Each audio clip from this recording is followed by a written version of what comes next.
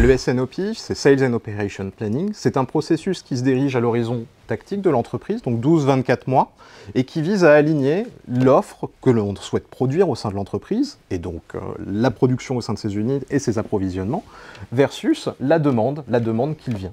Et donc l'objectif, c'est d'équilibrer ces deux notions afin que l'entreprise travaille dans une même et unique direction.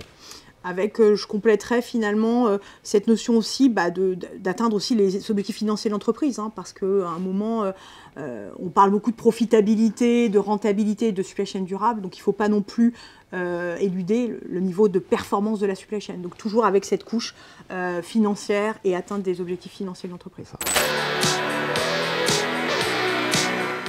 La problématique qu'on rencontre dans les entreprises, c'est quand certains directeurs supply chain ou directeurs des opérations disent on a un sujet, nous on a déjà un process SNOP en place qui est plus ou moins mature, mais le problème c'est quoi? C'est qu'on a du mal à mettre en application les décisions qu'on prend et les arbitrages qu'on prend. Et du coup, c'est là où nous, on peut intervenir en mettant justement finalement en exergue notre SNOP Operation Driven, qui du coup va rééquilibrer les curseurs entre finalement le central et les opérations locales sur le terrain. Et c'est ça qui manque aujourd'hui. C'est vraiment la rupture qu'on veut aujourd'hui apporter à ce process SNOP. Et ce qui est bien, c'est que ça va toucher déjà tous les secteurs d'entreprise. Il faut avoir en tête, que ce soit du retail, de l'industrie, qu'on soit sur la défense, du transport ou autre, tout le monde a besoin d'aligner offre et demande. Et toute taille d'entreprise confondue, de la TPE finalement, alors peut-être pas un process SNOP, oui, mais en tout cas une PME va commencer à le mettre en place, une ETI doit en avoir, et les grands groupes aussi. Un élément aussi qui peut être un trigger pour identifier, c'est quels sont les pains en fait, qu'on entend au sein de l'entreprise. Est-ce qu'on entend souvent qu'on a des départements non alignés? Oui. Est-ce qu'on a des conflits? Et de même, on peut aussi se dire, est-ce que le SNOP il est bien operation driven, c'est-à-dire simplement à quel endroit il est fait? Est-ce qu'il est fait finalement avec les responsables d'usine, ou est-ce que c'est le directeur supply qui le réalise? Donc le central versus le local.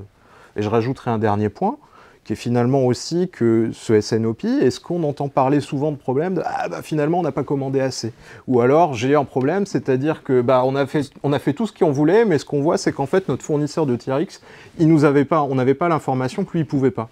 Donc c'est finalement, est-ce qu'on a bien aussi un écosystème qui est partie prenante, est-ce qu'on s'échange les données avec eux? C'est ça, et les informations.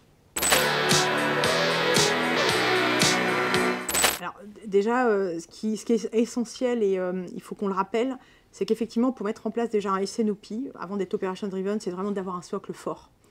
On ne pourra pas franchir en termes d'étapes, une étape où potentiellement on voit sur certains process qui sont core au niveau du SNOP, qui sont les process de prévision, d'approvisionnement, de pilotage. Si on n'a pas déjà ces process socles, on ne pourra pas aller vers le SNOP parce que la marche est trop grande à franchir. Donc il faut déjà faire vraiment finalement cet assessment, cette évaluation de la maturité pour bien appréhender finalement quelles sont les étapes à franchir et quel est finalement le gap à recouvrir pour aller vers le SNOP.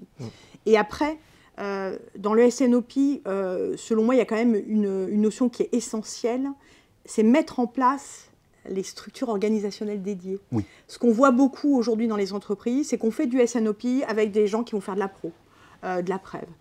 Et du coup, vont devoir prendre des rôles super transversaux, sans forcément être guidés et accompagnés. Et pour moi, c'est essentiel à un moment, au-delà des process types qu'on définit, des rythmes, des POC qu'on peut mettre en œuvre pour vraiment appréhender le sujet de manière pragmatico-pratique. Et derrière les outils qu'on déploie, qui sont outils métiers dédiés au process SNOP, il est important à un moment de mettre les organisations en face pour le rendre durable. Et quand je dis les organisations en place, c'est les organisations qui sont dans cette capacité finalement de gérer de la donnée en transversale, d'analyser des situations compliquées, de faire des simulations et finalement en cohérence et en collaboration avec des services de l'entreprise qui peuvent parfois avoir des objectifs complètement divergents. Le commerce versus la prod, versus le central ou la logistique. Donc c'est vraiment ça qu'il faut aussi appréhender dans ce process, c'est la notion people qui est essentielle.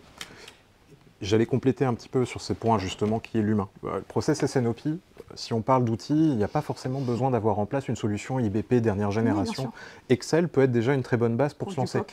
La première chose, c'est en effet, c'est l'humain. C'est l'humain, certes, est-ce que l'organisation est à même, donc avoir les bonnes personnes autour de la table, ça c'est assez important, mais aussi avoir aussi cette maturité dans ces échanges. C'est-à-dire le défaut qu'on peut voir souvent dans les SNOP qui se mettent les processus SNOP qui commencent à se mettre en place, c'est l'horizon de discussion. il est souvent de très court terme. On parle des problèmes de dans 6 semaines, de dans 6 mois, sauf que le lead time, en fait, il est trop court pour avoir des actions pertinentes qui en sortent. Donc il faut déjà avoir des acteurs à même de discuter à un horizon 12 mois, 24 mois. Bon, qui dit des acteurs, c'est bien beau d'avoir une mentalité, un mindset qui permet de se projeter, il faut aussi avoir les autres, il faut quand même avoir un peu de données, c'est ce que tu disais un peu Isabelle, c'est que finalement il faut qu'on ait des référentiels à peu près alignés entre les secteurs, c'est-à-dire que, bon, si on prend du basique, un chiffre d'affaires calculé par la commerciale et un chiffre d'affaires calculé par la finance ou par la supply, c'est le même. On doit avoir les mêmes chiffres, on doit avoir les mêmes KPIs. On est aligné sur ces choses-là pour que quand on parle, on se comprenne. CGI Business Consulting aujourd'hui est un acteur présent dans la plupart des grands groupes des entreprises. Donc ce qui nous permet déjà d'avoir une vision de qu'est-ce qu'il se passe. On a un avantage, on va dire, par d'autres entreprises sur ce point. On a aussi une présence mondiale et une présence avec un métro market fort sur nos territoires. Ce qui est important parce que quand on parle d'un SNOP Operation Driven qui se passe auprès des opérationnels, c'est plus sympathique d'avoir des consultants, on va dire, qui connaissent les acteurs de terrain, c'est-à-dire les gens en usine, les gens en filiale. Et ça, CGI est présent.